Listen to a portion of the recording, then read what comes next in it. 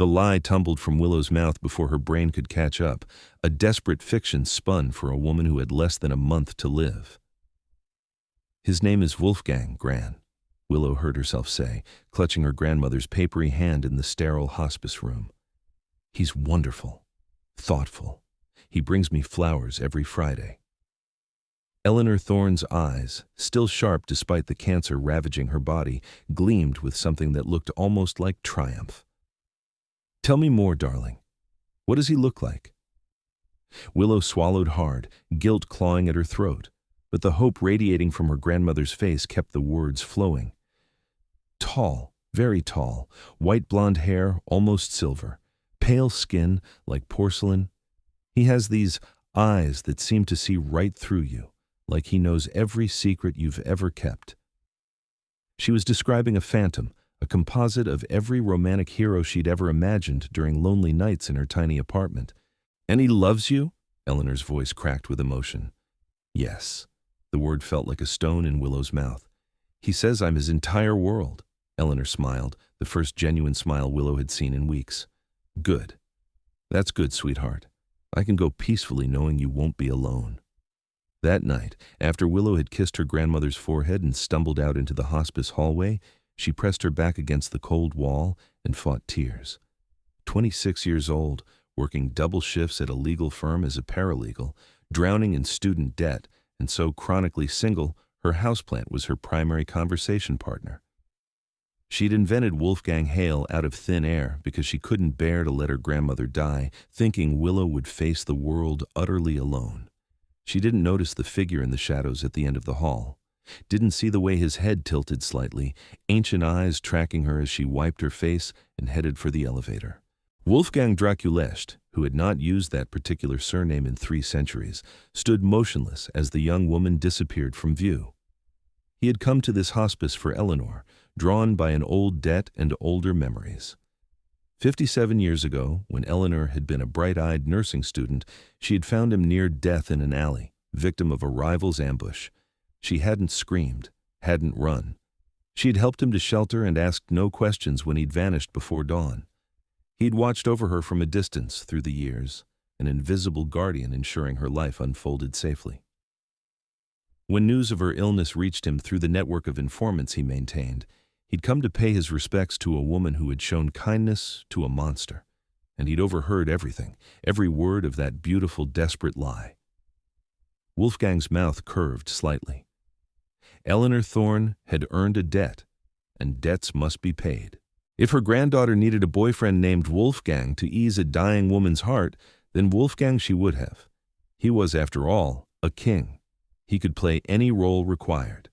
The next evening, Willow arrived at the hospice with takeout soup she knew her grandmother wouldn't eat and a heart heavy with guilt. She'd nearly called in sick to work, unable to face adding more layers to the lie, but Eleanor had so little time left. She pushed open the door to her grandmother's room and froze. A man sat beside Eleanor's bed.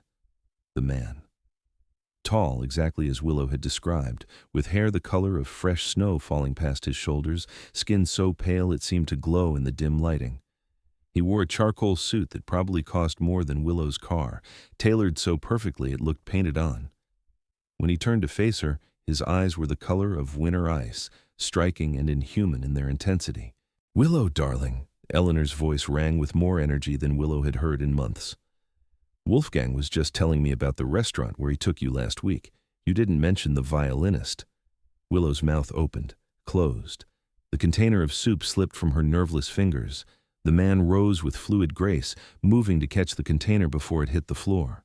Up close, he smelled like winter wind and something darker, something that made Willow's hindbrain scream danger, even as her body flushed with heat. "Careful, beloved," he said, and his voice was thunder wrapped in silk, a voice that could command armies or seduce angels. He handed her the soup, his fingers brushing hers. They were cold as ice. "You've had a long day." Willow stared at him, her mind spinning. This wasn't possible.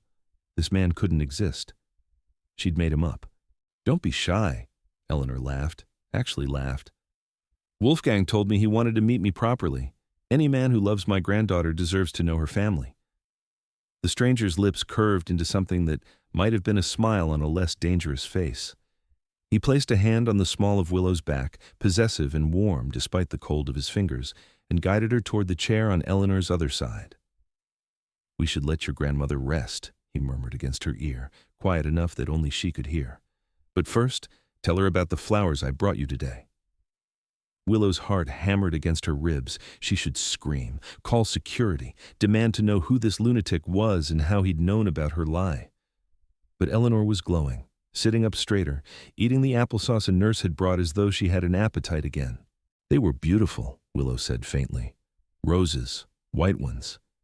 "Your favorite," the stranger said, his hand still burning cold against her spine, "though you pretend to prefer wildflowers because you think roses are too cliched." How could he know that? Willow had never told anyone about her secret love for classic romance, the worn paperbacks she hid in her nightstand. They stayed for an hour, the stranger weaving a story of courtship so detailed and perfect, it made Willow's chest ache. He knew things no stranger should know. He described her apartment building, the coffee shop where she stopped every morning, the elderly neighbor's cat that always wound around her ankles in the hallway. When Eleanor finally began to tire, he stood and offered Willow his arm. "Walk me out?" It wasn't a request. Willow kissed her grandmother's cheek and let the stranger guide her into the hallway. The moment the door closed, she wrenched away from him. "Who the hell are you?" she hissed, pressing herself against the wall. "What kind of sick game is this?" He regarded her calmly, hands sliding into his pockets. "I am exactly who your grandmother believes me to be. Wolfgang Hale, your devoted boyfriend." "That's not your name." "It is now." He tilted his head, studying her like she was a puzzle to solve. "Your grandmother is dying. You invented a partner to ease her suffering. I have chosen to make that fiction reality." "Why?" Willow's voice cracked. "Nobody does that. Nobody just pretends to be someone's fake boyfriend for a dying woman they don't even know." Something flickered across his face, too quick to read. "I know Eleanor. We met a long time ago. She helped me when I needed it most. I pay my debts." By stalking her granddaughter and playing house? Willow's hands clenched into fists. "This is insane. I could call the police." "You could." He stepped closer, and Willow's breath caught. He moved wrong, too smooth, too predatory. "But you won't, because for the first time in weeks, your grandmother has hope. She's eating. She's smiling. She believes her granddaughter will be loved and protected after she's gone." His ice-chip eyes bored into hers. "Would you truly take that from her to preserve your pride?" Willow wanted to scream, wanted to run, but he was right, damn him. Eleanor had been dying by inches, giving up more each day. Tonight she'd been alive again, vibrant with joy.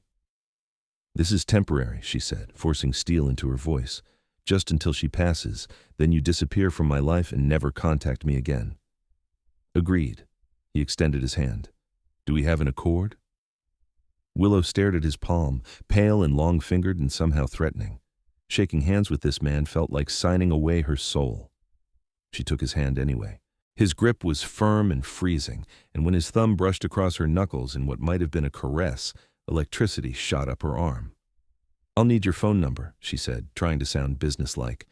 "If we're doing this, we need to coordinate our stories." He produced a phone from his pocket, sleek and expensive, and handed it to her. "Enter your number. I'll text you." She did, fingers trembling slightly. When she handed it back, he studied the screen with something like amusement. "Willow Thorne," he read. "It suits you. Graceful but resilient.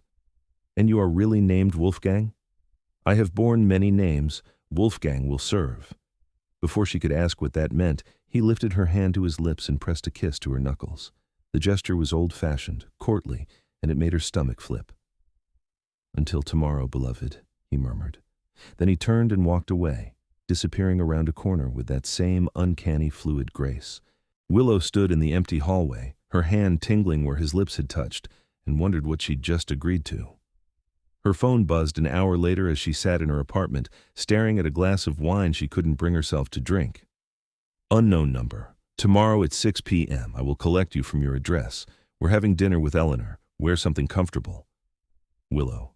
How did you get my address?" Unknown number. "I protect what's mine. Even in pretense, you are under my care. I know everything necessary to keep you safe." That should have been creepy. Should have sent her running to the police. Instead, Willow saved his number and went to bed with a strange warmth curling in her chest. Wolfgang arrived exactly at 6, pulling up in a black car that purred like a predator. Willow had changed outfits 4 times before settling on jeans and a soft blue sweater, telling herself it didn't matter what a stranger thought of her appearance. But when she opened the door and saw appreciation flare in those winter eyes, her pulse quickened. "Beautiful," he said simply, offering his arm. The hospice had set up one of their family rooms for them, a space with comfortable furniture and warm lighting that almost disguised its institutional nature. Eleanor sat in a wheelchair, wrapped in blankets, but her eyes were bright. "My 2 favorite people," she said as they entered, and Willow's guilt surged fresh. Wolfgang moved to Eleanor's side, kneeling so they were eye level. The gesture was surprisingly gentle for a man who radiated danger. "How are you feeling today, Eleanor?" "Better for seeing you both together." Eleanor reached out, touching Wolfgang's white blonde hair with wonder. "You haven't changed a bit." Wolfgang went very still. "I beg your pardon?" "Oh, don't play coy with me." Eleanor's smile turned knowing. "I knew the moment I saw you. Those eyes, that face. It's been 57 years, but I'd recognize you anywhere." Willow frowned. "Gran, that's impossible. Wolfgang would have to be much older than he looks?" Eleanor's gaze never left Wolfgang's face. "Yes, dear, he would." The temperature in the room seemed to drop. Wolfgang's expression had gone carefully blank, but Willow could feel tension radiating from him like heat from a furnace. "You knew," he said softly. "From the beginning." "Of course I knew." Eleanor reached out and took his hand, fearless. "Did you think I'd forget the young man I found bleeding in an alley in 1968? The one who vanished before sunrise and left a diamond bracelet on my pillow as thanks?" She glanced at Willow. "It paid for my nursing degree. I kept it secret, never told anyone, because I knew he'd been protecting me even then." Willow's world tilted. "What are you talking about?" "Gran, you're not making sense." Wolfgang rose slowly, his expression unreadable. "Perhaps we should explain."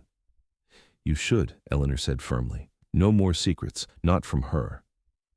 Wolfgang turned to face Willow, and in the warm light of the family room, she finally saw what she'd been too shocked to notice before. The inhuman stillness of his chest, the way his skin seemed to drink in light rather than reflect it, the predatory grace that marked him as other. "Your grandmother speaks the truth," he said quietly. "I am not human. I haven't been for nearly 700 years. The word hung unspoken in the air between them, too absurd to voice. "Vampire," Eleanor said, because apparently someone had to. "Wolfgang is a vampire, sweetheart, and not just any vampire. Unless I miss my guess, you're royalty, aren't you?" Wolfgang inclined his head. "I am king of the Northern Court. I have ruled for 3 centuries. Willow sat down hard in a chair, her legs suddenly unable to support her. "This is insane." "It's the truth." Wolfgang moved closer but didn't touch her, as though sensing she needed space. "I came to pay respects to your grandmother, because she saved my existence once. I overheard your conversation, your beautiful lie, and decided to fulfill it, to give Eleanor peace and repay my debt." "You've been stalking me." Willow's voice came out shrill.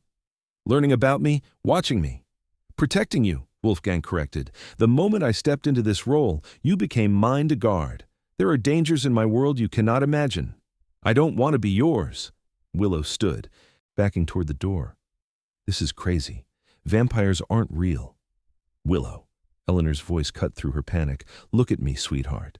Willow met her grandmother's eyes, saw the desperate plea there. "I'm dying," Eleanor said bluntly. "We both know it. Maybe 2 weeks left, maybe less. I don't want to spend what time I have left watching you panic." She gestured to Wolfgang. "This man, this being, whatever you want to call him, is good. I've known it since 1968. He could have killed me 1,000 times over the years. Instead, he watched over me, kept me safe. And now he's giving me the greatest gift imaginable, knowing you'll have someone who will protect you the same way. I don't need protection." But even as Willow said it, she knew it was a lie. She was exhausted, drowning in debt, terrified of facing life without her last living relative. "Everyone needs protection sometimes," Wolfgang said. His voice had gentled, losing its commanding edge. "I made an agreement with you, Willow. temporary. Until your grandmother passes, I will not force myself into your life beyond that. But while I play this role, I will play it completely. Your grandmother deserves nothing less." Willow looked between them, Eleanor hopeful and fragile, Wolfgang impossibly beautiful and alien and somehow sincere. "This is the most insane thing that's ever happened to me," she said finally. "Probably not the last if you keep company with vampires," Eleanor said with a weak laugh. "Now both of you sit down and tell me a proper story about how you met. I want details." So they sat, and Wolfgang spun a tale of a chance encounter at a bookstore, of coffee dates that turned into long walks, of slowly falling in love. He made it sound so real that Willow almost believed it herself. And when he took her hand halfway through the story, his cold fingers threading through hers, she didn't pull away. After Eleanor fell asleep, a nurse came to take her back to her room.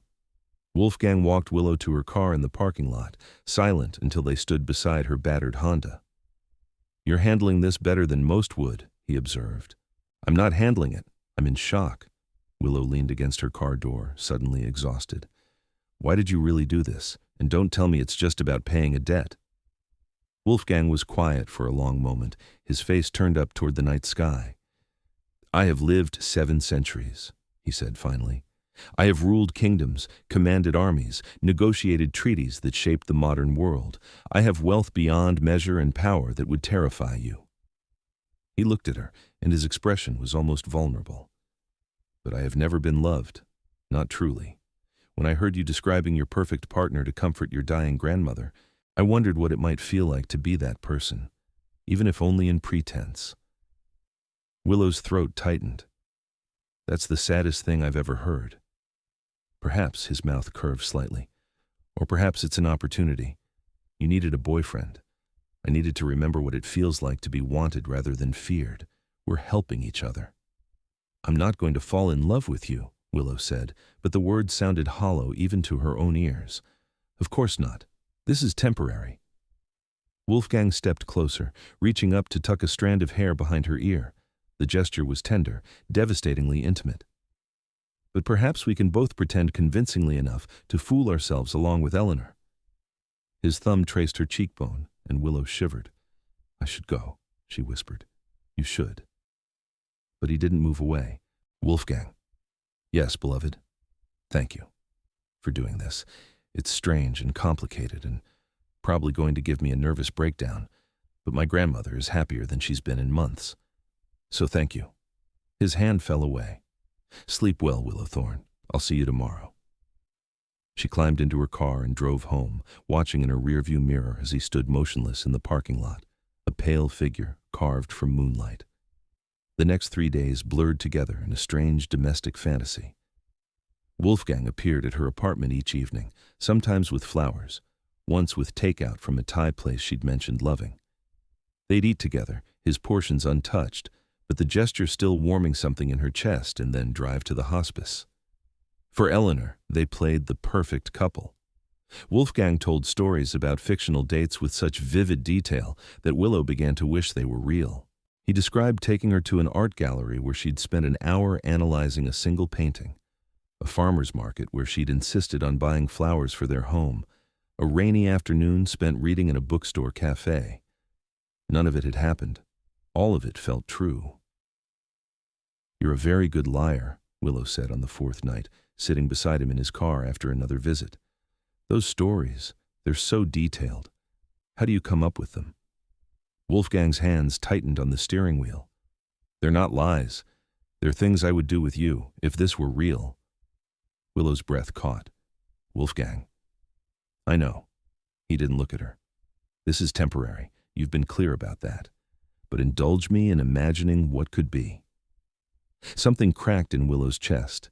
This beautiful, dangerous creature had been alone for 700 years, and he was using their fake relationship to dream about a connection he'd never have. "Tomorrow's Saturday," she said impulsively. "I don't work weekends. Let's actually do something. Make one of those stories real." Wolfgang finally turned to face her, and the hope in his eyes was devastating. "You don't have to.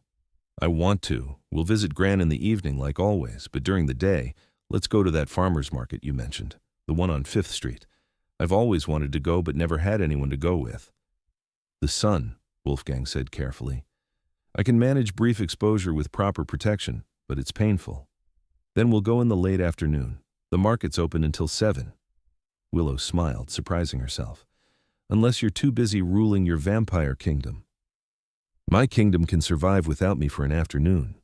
Wolfgang reached over and took her hand, bringing it to his lips in that courtly gesture that made her stomach flip every time. I would be honored to spend the day with you.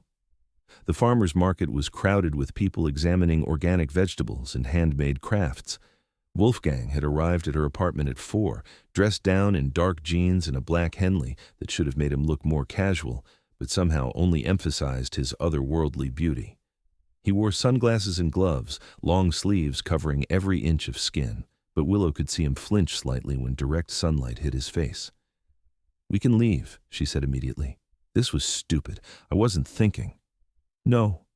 His hand found hers, squeezing gently. I want to be here. I've forgotten what it's like to simply exist among humans, to be part of the world rather than ruling from the shadows. They wandered through the stalls, Willow buying flowers exactly as Wolfgang had described in his fictional story, and fresh vegetables she'd probably forget to cook. Wolfgang followed her like a shadow, carrying her bags, his free hand never leaving the small of her back. You're very protective, Willow observed as he gently but firmly steered her away from a man who'd been standing too close. Is that a vampire thing or a you thing? Both. Wolfgang's voice had dropped to a low rumble. My kind are naturally possessive of what we claim, and I have ruled too long to tolerate threats to those under my protection. I'm not actually yours to protect. Aren't you? He stopped walking, turning her to face him. Behind his sunglasses she could feel the intensity of his gaze. You've been mine since the moment I entered your grandmother's room. Perhaps I have no true claim, but my instincts don't recognize the difference between pretense and reality. Willow's heart hammered. That sounds dangerous. It is. Wolfgang's thumb traced circles on her lower back, the touch burning even through her shirt. I am dangerous, Willow. You should remember that. I know, but she didn't move away. Tell me something true, something you've never told anyone. Wolfgang was silent for so long she thought he wouldn't answer. Then, quietly, I'm lonely. I've been lonely for so long that I'd forgotten the feeling had a name. Until I met you. The confession hung between them like a physical thing. Willow reached up, pulling his sunglasses down just enough to meet his eyes. I'm lonely too, she whispered. I tell myself I'm fine, that I don't need anyone. But I haven't been fine in a long time. Wolfgang's hand came up to cup her face, his cold palm against her warm cheek. What are we doing, Willow? I don't know. She leaned into his touch. Making memories? Pretending we're not alone? Does it matter? It will, Wolfgang said. When this ends, when Eleanor passes and we go our separate ways, it will matter very much. Then let's not think about that yet. Willow turned her head, pressing a kiss to his palm. Let's just be here, now, two lonely people pretending to be in love. We're not pretending, Wolfgang said roughly. Not anymore. At least, I'm not. Before Willow could process that, he leaned down and kissed her. His lips were cold but gentle, questioning rather than demanding. Willow made a small sound in the back of her throat and kissed him back, threading her fingers through his silver-white hair. The world fell away. The crowd, the market, everything disappeared until there was only Wolfgang, his mouth on hers, his hands holding her like she was something precious. When they finally broke apart, both breathless, Wolfgang rested his forehead against hers. This complicates things, he murmured. Yeah. Willow laughed shakily. It really does. They spent the rest of the afternoon in a daze, hands linked, stealing kisses between stalls. When the sun began to set and Wolfgang's tension visibly eased, they headed to the hospice. Eleanor took one look at them and smiled. Finally stopped pretending? Willow flushed. Gran. I'm old and dying, sweetheart. I don't have time for you two to dance around each other. Eleanor gestured them closer. Wolfgang, I need to speak with you, privately. Wolfgang exchanged a glance with Willow, then nodded. Of course. Willow stepped outside, giving them space. Through the cracked door, she could hear their voices, low and serious. There's someone you should know about, Eleanor was saying. Someone from your past, Konstantin Vissarion. The temperature seemed to drop at the name. What do you know of Konstantin? Wolfgang's voice had gone flat, dangerous. He was the one who attacked you that night in 1968. I saw him, Wolfgang. Saw him leave you for dead in that alley. I know who wounded me. He was punished for his treachery. Was he? Eleanor's voice sharpened. Because I saw him again 3 days ago, here, in this hospice. He was looking for me. Silence. Then Wolfgang, deadly quiet. Tell me everything. Willow pressed closer to the door, her heart racing. Whoever this Konstantin was, the name had transformed Wolfgang from tender lover to something cold and lethal. He approached me in the garden, Eleanor said. I was in my wheelchair, and he sat down beside me like we were old friends. He said he'd been searching for me for years, that he wanted to thank me for saving you that night. Konstantin doesn't know gratitude. What did he truly want? He asked about my family, about my granddaughter. Eleanor's voice trembled. He knows about Willow, Wolfgang. He knows she matters to you. The door slammed open. Wolfgang stood in the doorway, his face a mask of fury that made Willow stumble backward. You're leaving, he said flatly. Tonight. I'm taking you somewhere safe. What? No, I'm not going anywhere. Willow planted her feet. Who is Konstantin? Someone from my past, someone I thought I'd dealt with centuries ago. Wolfgang gripped her shoulders, his fingers digging in just shy of painful. If he knows about you, knows you matter to me, you're in danger. Then tell me why. Stop treating me like I'm fragile and explain what's happening. Wolfgang's jaw clenched. Then, with visible effort, he forced himself to speak calmly.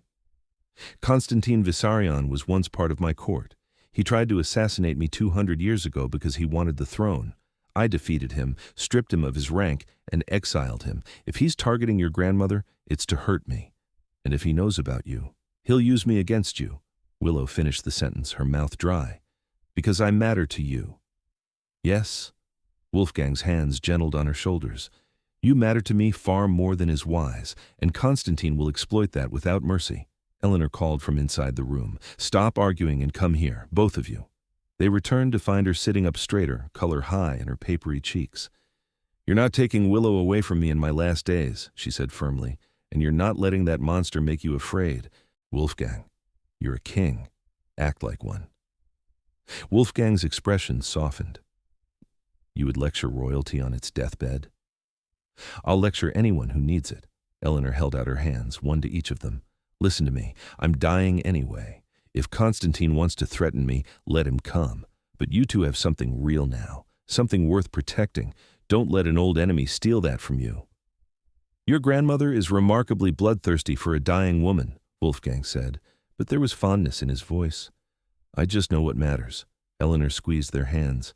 Promise me you'll keep each other safe, that you'll fight for this. I promise, Willow said immediately. Wolfgang was slower to respond, his winter eyes locked on Willow's face. I cannot turn you, he said quietly. I will not make you what I am without your free choice. But if you stay, if you're truly choosing this, you need to understand the danger. I understand. Willow met his gaze steadily. And I'm choosing to stay. Something fierce and possessive flashed across Wolfgang's face. He lifted her hand to his lips, kissing her knuckles. Then I promise to protect what's mine with everything I am. That night, Wolfgang insisted on following Willow home and checking her apartment for threats. He moved through her small space like a predator, examining windows, testing locks, his body tense with barely contained violence. It's safe, he announced finally, but I'm posting guards outside. You won't see them, but they'll be there. Vampire guards?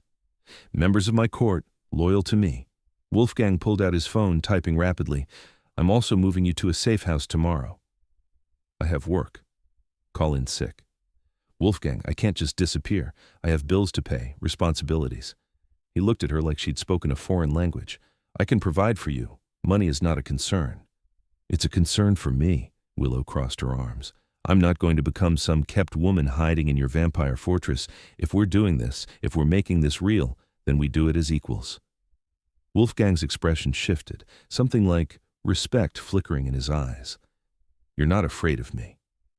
I'm terrified of you, Willow corrected, but I'm also falling for you, and that's scarier. So we're going to figure this out together, or not at all. Wolfgang closed the distance between them in 2 strides, pulling her against him. "You're falling for me," he repeated, like testing the words. "Against my better judgment." Willow tilted her face up.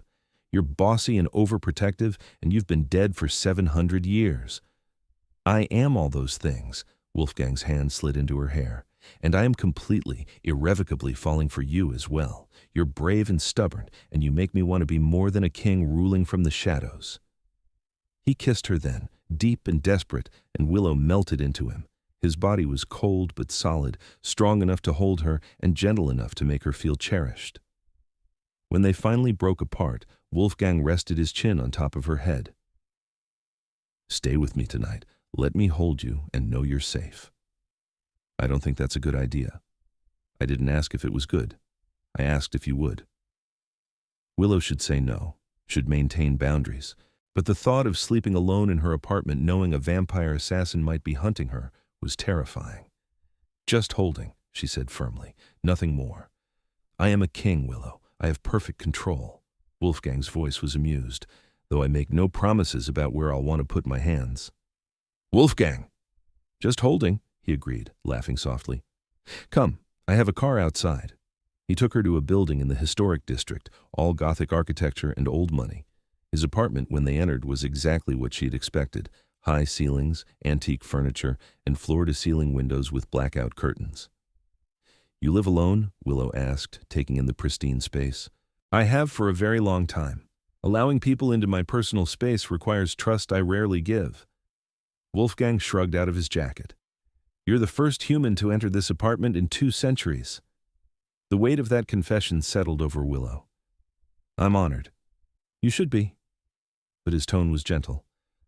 "Are you hungry?" "I have food brought in, though I obviously don't eat it." "You keep food here for me?" "I keep many things here for you now." Wolfgang gestured to a door off the main room. "There's clothing in the bedroom, toiletries in the bathroom, everything you might need." Willow's throat tightened. "You were planning for this, for me staying over." "I was hoping," Wolfgang corrected. "There's a difference." She found herself smiling. "You're kind of wonderful. Has anyone ever told you that?" "No one has ever dared." Wolfgang pulled her against him again, seeming unable to stop touching her. "I'm typically described as terrifying, ruthless, and occasionally sadistic." "Are you?" "Sadistic?" "To my enemies, yes." "To you?" Wolfgang's hand traced down her spine. "Never. You have nothing to fear from me, beloved." They ate dinner together, or rather Willow ate while Wolfgang watched with an intensity that should have been creepy, but somehow wasn't. He asked questions about her life, her work, her dreams, and actually listened to the answers like they mattered. "I wanted to be a lawyer," Willow admitted over dessert, a chocolate mousse that Wolfgang had somehow acquired from a French bakery. "But law school was too expensive, so I became a paralegal instead, and told myself it was close enough." "You could still attend law school. I could pay for it." "Wolfgang, no, we've been over this." "We have, and I disagree with your stubborn insistence on struggling when I have resources to spare." Wolfgang leaned back in his chair. "But I respect your independence, even when it frustrates me." "Thank you." Willow set down her spoon. "Tell me about being king. What does that actually mean?" Wolfgang's expression grew distant. "I rule the Northern Court, which encompasses most of Europe and North America. I maintain order among our kind, enforce our laws, negotiate with human governments who know we exist. I've shaped world events more often than you'd imagine." "That sounds lonely." "It is. Power often is." Wolfgang's eyes refocused on her. "But lately I've been wondering if it's necessary. If perhaps I could share the burden." Willow's heart stuttered. "Wolfgang, we've known each other less than a week. I've lived 7 centuries. I know my own mind." Wolfgang stood, moving to stand behind her chair. His hands settled on her shoulders, kneading gently. "I'm not asking for promises, but I want you to know that what I feel for you is real and permanent. Whether this relationship continues or not, you will always be protected, always be cared for. That is my vow." Willow reached up, covering his hand with hers. "This is crazy." "Yes." Wolfgang pressed a kiss to the top of her head. "Come to bed. I promise to behave." His bedroom was dominated by a massive bed with black silk sheets. Willow borrowed a shirt from his closet, something soft and enormous on her frame, and climbed under the covers feeling absurdly vulnerable. Wolfgang slid in beside her, still fully clothed, and pulled her against his chest. His body was cold but solid, and after a moment, Willow relaxed into his embrace. "Tell me something," she murmured into the darkness. "Do you sleep?" "Rarely. I'll rest but remain aware, watching over you." "That's not creepy at all." She felt him smile against her hair. "I've been called worse." Willow woke to find Wolfgang still holding her, his chin resting on top of her head, his arms locked around her waist like even unconscious he refused to let her go. Sunlight bled around the edges of the blackout curtains, painting the room in shades of gray. "You're awake," Wolfgang murmured without opening his eyes. "How did you sleep?" "Better than I have in months." Willow snuggled closer, enjoying the novelty of waking up with someone. "Do you have to let me go?" "Never." Wolfgang's arms tightened. "I could stay here forever." "Tempting as that sounds, I need to visit Gran today." "Of course." But Wolfgang didn't release her. 5 more minutes. Those 5 minutes stretched into 20, neither of them willing to break the comfortable intimacy. Finally, Willow forced herself to pull away. "I need to shower and change." "Use anything you need. I'll make coffee." Wolfgang sat up, and in the gray light he looked carved from marble, impossibly beautiful. "Though I should warn you that it may not be very good. I haven't drunk coffee in 700 years. The coffee was in fact terrible, but Willow drank it anyway, touched by the effort. They arrived at the hospice to find Eleanor sitting up in bed, looking more alert than she had in days. "There you are," she said as they entered. "I was beginning to think you two had run off together." "Would that bother you?" Wolfgang asked, settling into the chair beside her bed. "Not even a little," Eleanor smiled. "In fact, I'd be delighted. But I'm selfish enough to want you here while I still can appreciate it." They spent the morning talking, Eleanor sharing stories about her life, about Willow's grandfather who died before Willow was born, about the adventures she'd had as a young nurse. Wolfgang listened with genuine interest, occasionally adding observations from his own centuries of experience. "You knew my grandfather," Eleanor said suddenly, studying Wolfgang's face. "Didn't you?" "I always wondered." Wolfgang's expression grew thoughtful. "I met him once, 1972, at a hospital fundraiser. He was a good man. You were happy together." "We were." Eleanor's eyes grew distant. "I wish he could have met Willow. He would have loved her." "Everyone who knows her loves her," Wolfgang said, glancing at Willow. "She's extraordinary." Willow flushed. "You're biased." "I'm honest." Wolfgang reached over, taking her hand. "A king learns early to see people clearly. You have a strength most humans lack. A capacity for kindness, even when you're suffering. It's rare. Precious." Eleanor watched them with obvious satisfaction. "I knew you two would be good together. From the moment I heard Willow describe you, I knew." A nurse knocked and entered, apologetic. "I'm sorry, but we need to run some tests. Can you come back this afternoon?" They stepped into the hallway, Wolfgang's hand warm against Willow's back. "Let's get lunch. There's a cafe nearby that has excellent—" He froze mid-sentence, his entire body going rigid. Willow felt it too, a sudden drop in temperature, a prickling awareness that something was wrong. A man stood at the end of the hallway, tall and pale like Wolfgang, with silver hair and eyes like frozen blood. He smiled, showing too many teeth. "Draculecht," the man said, his voice slithering down the hallway. "It's been too long." Wolfgang moved faster than Willow could track, putting himself between her and the stranger. "Constantine, you were exiled. You know the penalty for returning to my territory." "Death, yes. How dull." Constantine's gaze slid past Wolfgang to Willow. "But I thought I'd take the risk. To meet the human who's captured the great Wolfgang's heart. She's lovely. Very fragile." Wolfgang's hand shot out, gripping Constantine's throat. In the blink of an eye, he had the other vampire pinned against the wall, feet dangling. "If you touch her, if you even think about harming her, I will make your death last centuries." "Touching!" Constantine wheezed, still smiling. "The mighty king, reduced to protecting a pet human. How the powerful fall." "She is not a pet, she is mine." Wolfgang's voice dropped to a lethal whisper. "And you will leave, now, or I will end you here and let the humans clean up the mess." "Romantic, but you can't watch her every moment." Constantine's eyes gleamed. "Humans are so breakable. One moment of inattention, one lucky strike, and your beloved will be nothing but a memory." Wolfgang's hand tightened. Constantine's face began to turn purple. "Wolfgang, stop!" Willow forced herself forward, touching his arm. "He's not worth it. Not here, where Gran can hear." Wolfgang's control was terrifying. One moment he looked ready to tear Constantine apart, the next his expression was cold and calm. He released the other vampire, who dropped to the floor, gasping. "You have until sunset to leave my territory," Wolfgang said quietly. "If I see you again, I will invoke old law, challenge by combat, winner takes everything, loser meets true death." Constantine climbed to his feet, rubbing his throat. "I accept." The words hung in the air like a death sentence. Wolfgang went very still. "You can't be serious." "Oh, I'm quite serious." Constantine's smile widened. "You said it yourself. Challenge by combat.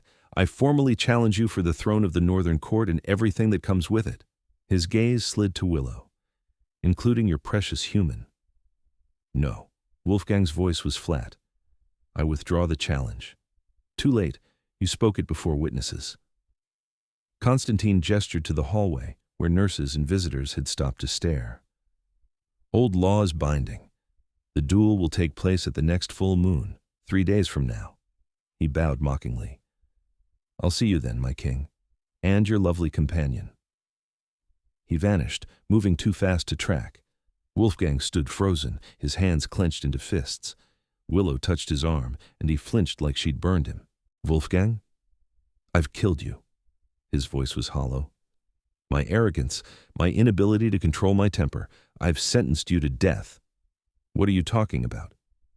Wolfgang finally looked at her, and his eyes were desolate. "Challenge by combat isn't just about me. It's about everything I possess, my territory, my throne, my people, and anyone I've claimed as mine. If Constantine wins, he takes it all, including you." Willow's blood ran cold. "He can't.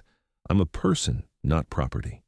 In vampire law, you're my consort, mine to protect and defend. If I fall, you pass to the victor." Wolfgang's jaw clenched. "Constantine knows this. He's been planning it. That's why he threatened you, goaded me into issuing challenge. He knew I'd say it before thinking. Then we fight back. You said you're stronger than him." "I was. 200 years ago." Wolfgang ran a hand through his white hair. "But he's been training, preparing, and I've grown complacent, comfortable in my power." "So we train you. We have 3 days. Willow grabbed his shoulders, forcing him to look at her. "You're not giving up. We're not giving up. Gran didn't bring us together just to watch us fall apart." Wolfgang's expression softened. "You have remarkable faith in me." "I have faith in us." Willow pulled him close, wrapping her arms around him. "We'll figure this out. Together." They returned to Eleanor's room to find her awake and alert. One look at their faces and she gestured them inside. "I heard," she said quietly. "These walls are thin. Constantine challenged you." Wolfgang nodded, his jaw tight. "Then you'll fight, and you'll win," Eleanor spoke with absolute certainty. "Because you have something he doesn't, something worth fighting for. I won't put Willow at risk. She's already at risk, the moment she chose you." Eleanor reached out, taking both their hands. "Listen to me, both of you. I'm dying. That's not changing. But I'll be damned if I die watching you two give up because you're afraid." "Gran." "No, let me finish." Eleanor's grip tightened. "Wolfgang, I saved your life once. You've repaid that debt 1,000 times over. But now I'm asking for something more. I'm asking you to fight, not just for your throne or your pride, but for her, for the love you've found, for the chance at happiness you both deserve." Wolfgang's eyes glistened with something that might have been tears. "You ask much. Old friend."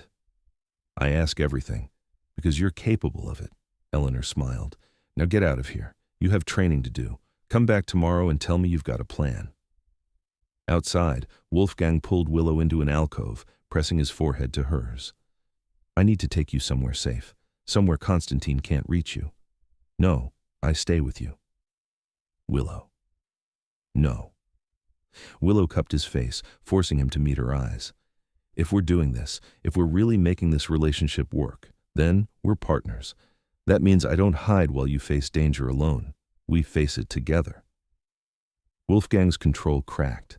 He kissed her desperately, pouring 700 years of loneliness and hope into the contact. When they broke apart, both were shaking.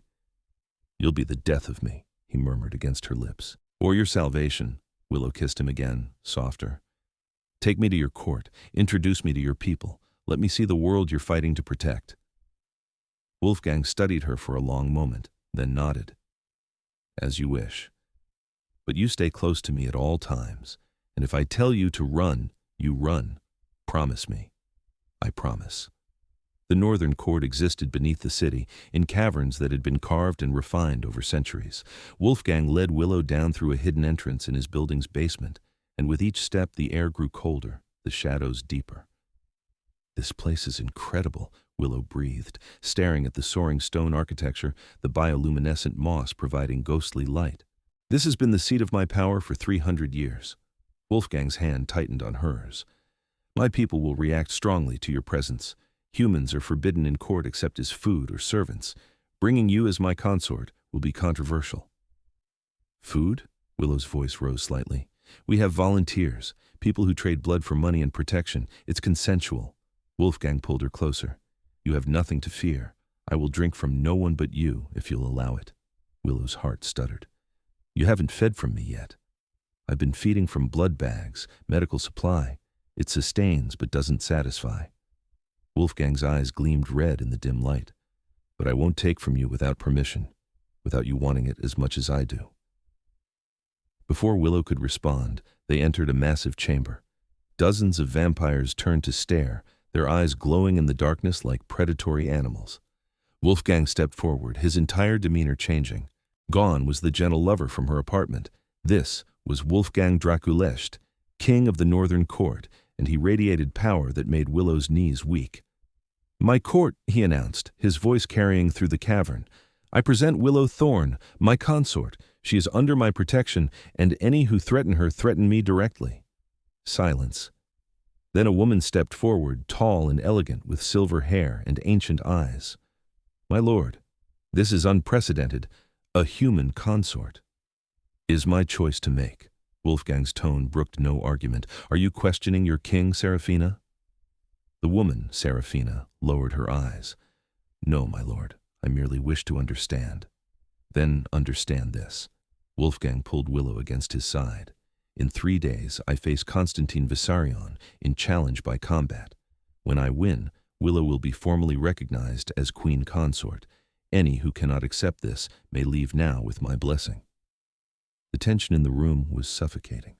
Willow forced herself to stand tall, meeting the gazes of creatures who could tear her apart without effort.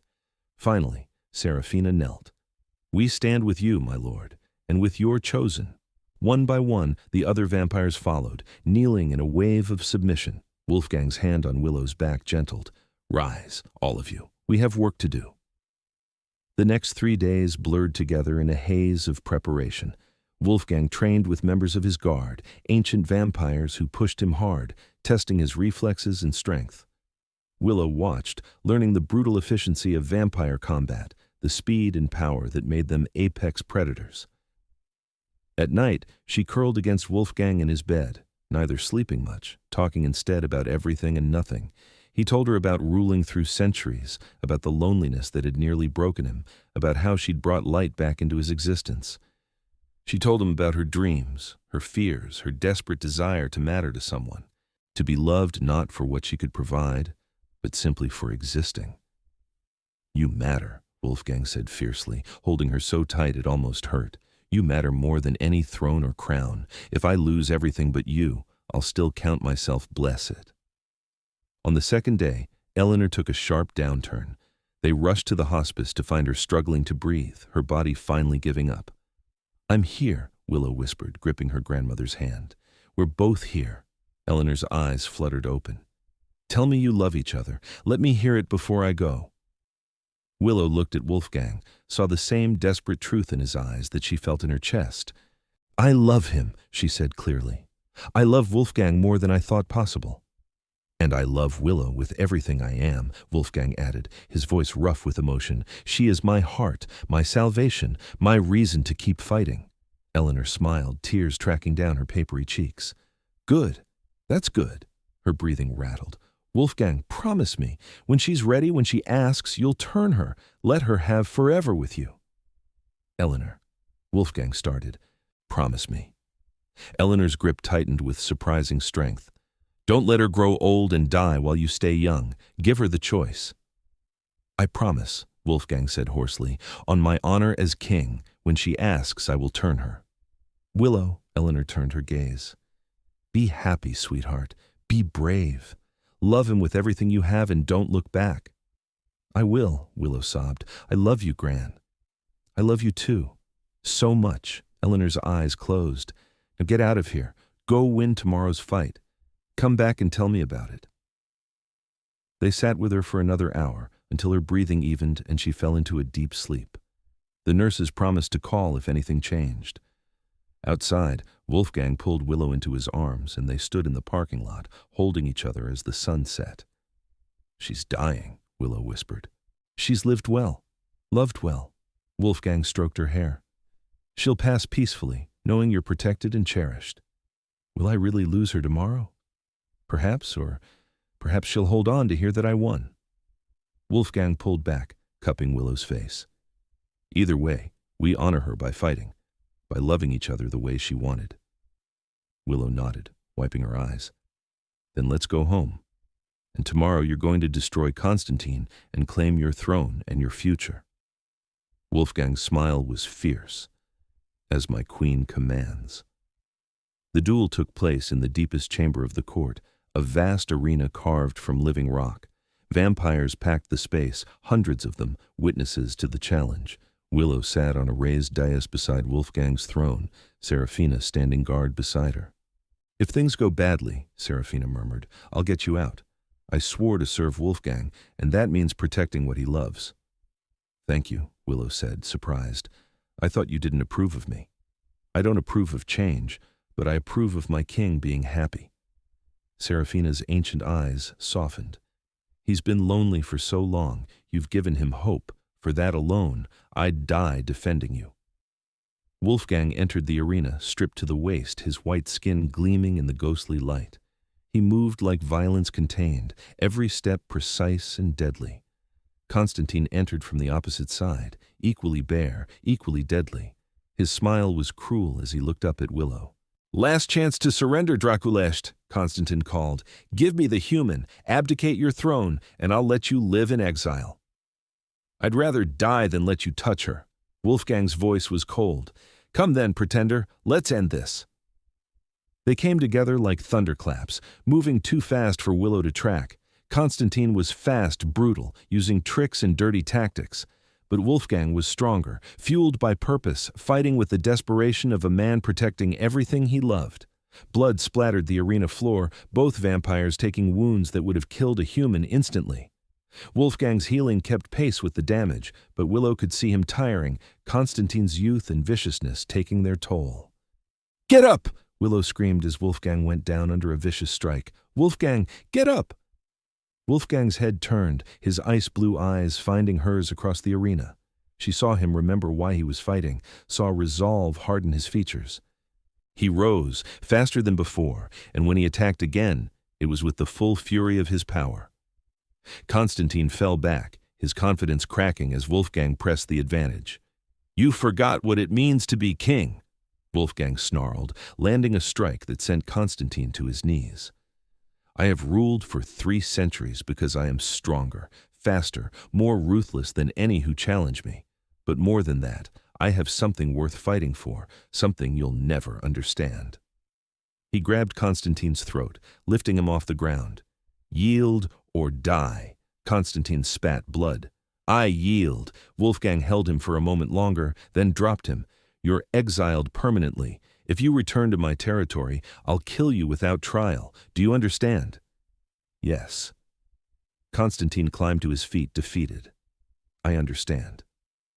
Then go. And pray we never meet again. Constantine limped from the arena, and the assembled vampires erupted in cheers. Wolfgang stood in the center of the space, bloody and victorious, and looked up at Willow. She ran down the steps, not caring about protocol or danger, and threw herself into his arms. Wolfgang caught her, lifting her off her feet, burying his face in her neck. "You did it," she sobbed. "You won. I won everything." Wolfgang pulled back, framing her face with his bloody hands. "The throne, my honor, my future, you. I won you." He kissed her in front of the entire court, claiming her mouth with a possessiveness that made her knees weak. The vampires cheered louder, accepting their king's choice. When they finally broke apart, Wolfgang turned to his court, Willow tucked against his side. "Bow to your queen," he commanded. As one, hundreds of vampires knelt. Willow's phone rang at 3 a.m. Wolfgang, still healing from the duel, bolted awake beside her. "It's the hospice," Willow whispered, her hand trembling as she answered. The nurse's voice was gentle. "Miss Thorne, you should come. Your grandmother doesn't have much time left." They dressed in seconds and raced through the empty streets. At the hospice, Eleanor lay small and pale in her bed, her breathing shallow. "We're here," Willow said, taking her grandmother's hand. "Wolfgang won. He's safe. We're safe." Eleanor's eyes opened, surprisingly clear. "I knew he would." She looked at Wolfgang. "Thank you. For everything. For saving my life all those years ago. For giving my granddaughter the love she deserves. For letting an old woman die in peace." "The honor was mine," Wolfgang said, his voice thick. "You saw worth in a monster when no one else would. You gave me hope that I could be more than death and darkness. I will treasure your memory for all my remaining centuries." "Good," Eleanor smiled. "Willow, sweetheart, live, love. Don't waste a single moment of the forever he can give you." "I won't," Willow promised. "I love you so much." "I love you too, more than you'll ever know." Eleanor's breathing hitched. "Wolfgang, protect her, always." "Always," Wolfgang vowed, "on my honor and my throne." Eleanor's eyes closed, her breathing slowed. And then, with Wolfgang and Willow holding her hands, she passed quietly into whatever waited beyond. Willow wept against Wolfgang's chest as he held her, his own tears falling silent and cold onto her hair. They stayed until the nurses came, gently suggesting they step out while arrangements were made. Outside, as dawn broke over the city, Wolfgang held Willow on a bench in the hospice garden. "She orchestrated all of this," Willow said with a watery laugh. "She knew you'd be there that night, knew you'd overhear. She set us up. She knew I needed you as much as you needed me." Wolfgang kissed the top of her head. "Wise woman. I'll miss her." "Me too." Willow tilted her face up. "She wanted us to be happy, to be together." "And we will be." Wolfgang's hand found hers. "For as long as you'll have me." Willow was quiet for a long moment, watching the sunrise paint the sky in shades of gold. Then she said, "Turn me." Wolfgang went still. "Willow, you promised Gran, and I'm ready." She met his eyes. "I don't want to grow old while you stay young. I don't want a handful of human years when I could have forever with you. Turn me, Wolfgang. Make me yours completely. You understand what you're asking? You'll die as a human. Be reborn as something else. There's no going back." "I understand."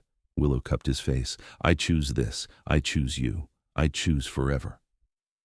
Wolfgang's control shattered. He kissed her desperately, pouring centuries of longing and hope into the contact. When he pulled back, his eyes had gone completely red, fangs extended. "Not here. Not now." His voice was rough. "Let's honor Eleanor first. Give her a proper farewell. And then, if you're still certain, I'll give you eternity." Eleanor's memorial was held in a small garden chapel, exactly as she'd requested. Willow wore black, Wolfgang beside her in a dark suit, his hand never leaving hers. The service was simple, attended by Eleanor's few remaining friends and colleagues, people who'd loved her bright spirit and generous heart. Afterward, as guests filtered away, Wolfgang led Willow to a bench beneath a flowering tree.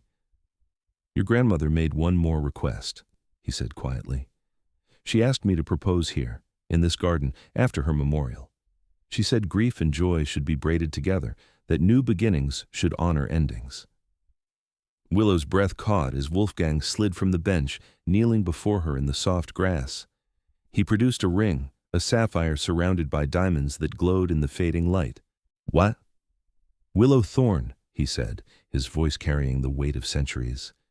You've given me hope when I had none, love when I'd forgotten the meaning, a reason to be more than a king ruling from shadows. Will you marry me? Will you let me turn you and spend eternity at my side as my wife, my queen, my heart? Yes. Willow pulled him up, kissing him as tears streamed down her face. Yes to all of it. Yes forever. Wolfgang slid the ring onto her finger, and it fit perfectly, as though it had been made for her. Of course it had. He was a king, and kings planned for every eventuality. When? Willow asked. When will you turn me? Tonight, if you're ready. Wolfgang stood, pulling her with him. We'll go to court. I'll perform the ritual before witnesses, and you'll wake tomorrow as one of us, as my queen. They drove to Wolfgang's building as the sun set, descending into the caverns that housed the northern court. The vampires had assembled, as if they'd known this moment was coming. Wolfgang led Willow to the center of the arena where he'd fought Constantine, and the symbolism wasn't lost on her. This was where he'd won his future. Now, it was where she'd claim hers. My court, Wolfgang announced, his voice carrying through the chamber. Tonight you witness a turning. Willow Thorn has chosen to join us to become vampire and stand at my side as queen consort, bear witness to her transformation and her coronation. Serafina stepped forward, carrying a ceremonial knife and chalice. The ritual is ancient, she explained to Willow. You'll drink from the king. He'll drain you to the point of death. Then his blood will remake you. It's painful, but brief.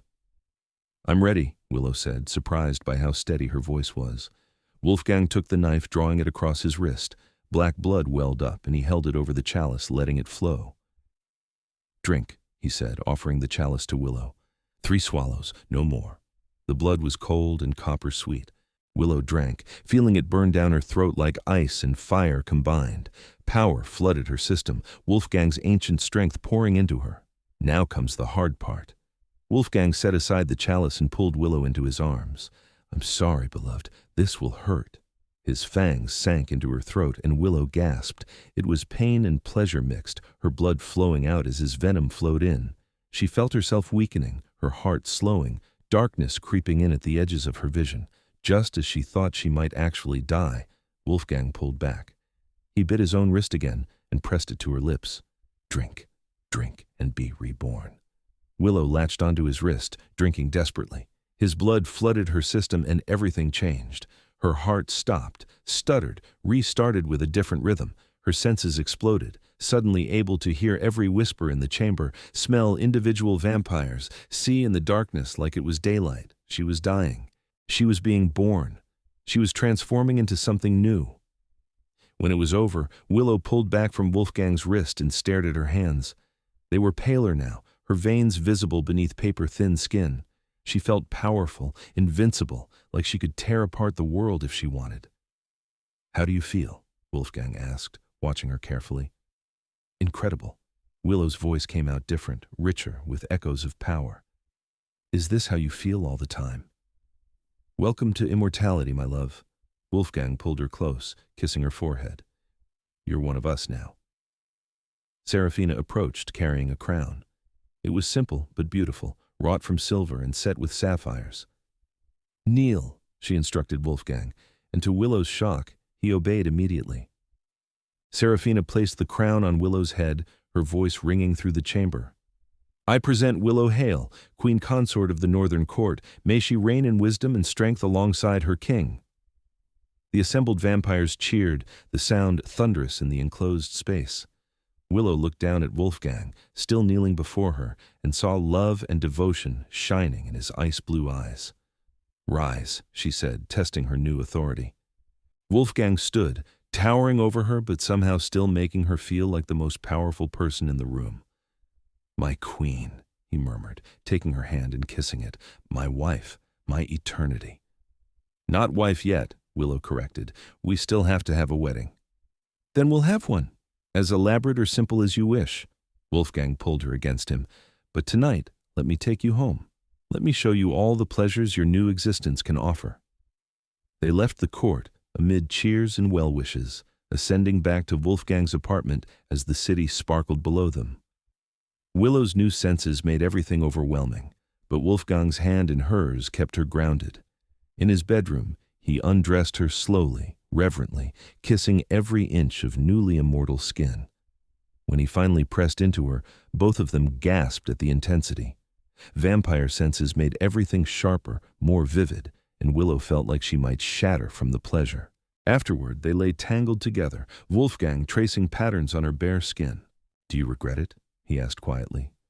"Giving up your humanity?" "No." Willow turned to face him. "I choose this. I choose you. Every day for the rest of forever, I'll keep choosing you." "And I you." Wolfgang kissed her softly. "Though I warn you, eternity with me will be challenging. I'm possessive, demanding, and prone to overprotectiveness." "I know. I'm okay with it." Willow smiled. "Besides, I suspect immortality will make me pretty formidable too. You might have your hands full." "I'm counting on it." Wolfgang's hand slid into her hair. "Tell me, my queen, what do you want to do with forever?" Willow thought about it, about the possibilities stretching endlessly before them. "I want to finish law school, become a lawyer like I always dreamed, use my new status to help people, make the world better." "An admirable goal. I'll support you however I can." "And I want to travel, see all the places you've seen, learn all the things you know. I want to be worthy of standing beside you." "You're already worthy." Wolfgang's voice was fierce. "You were worthy the moment you invented a boyfriend to comfort a dying woman, the moment you chose to stay despite the danger. You don't need to earn your place at my side." Willow kissed him, slow and deep. "I love you. For 700 years you waited for this, for us. Thank you for not giving up. Thank you for existing." Wolfgang held her tighter. "For being brave enough to love a monster." "You're not a monster. You're mine." They made love again as the sun rose, hidden safely behind blackout curtains, two immortal beings learning the contours of forever. Months passed in a blur of adjustment and joy. Willow enrolled in law school, surprised to find that her vampire abilities made studying easier, her mind sharper. Wolfgang supported her completely, attending her graduation 3 years later with obvious pride. She opened a law practice specializing in defending the vulnerable, using her unique position to bridge the gap between human and vampire worlds. Wolfgang continued ruling his court, but now with Willow at his side, tempering his ruthlessness with compassion. They married in a ceremony that blended human and vampire traditions, exchanging vows before both species. Willow wore white, Wolfgang black, and when they kissed as husband and wife, the assembled guests cheered loud enough to shake the rafters. On the 5-year anniversary of Eleanor's death, they returned to the garden where Wolfgang had proposed. Someone, probably one of Wolfgang's people, had maintained it beautifully, keeping it as a memorial. "She'd be proud of you," Wolfgang said, wrapping his arms around Willow from behind. "Of us." "I hope so." Willow leaned back against him. "Sometimes I miss her so much it hurts. She gave us everything, her blessing, her manipulation, her love." Wolfgang kissed Willow's temple. "We honor her by living well, by loving each other the way she wanted. We're doing okay at that, I think. Better than okay." Wolfgang turned her in his arms. "You've made me happier than I thought possible. Given me a future I never dared dream of." Willow smiled, reaching up to cup his face. "Right back at you, Vampire King." They stood in the garden until sunset, two immortal beings remembering a mortal woman who'd brought them together. And when they finally left, walking hand in hand back to their life, the flowers Eleanor had loved seemed to bloom brighter, as if blessing them from beyond. 700 years Wolfgang had lived alone. Now he had centuries more ahead with Willow at his side. She'd faked a boyfriend to calm her dying grandmother. He'd made that fake boyfriend real, and in doing so, found his reason for existing. It was messy and complicated and absolutely perfect, just like Eleanor had planned all along.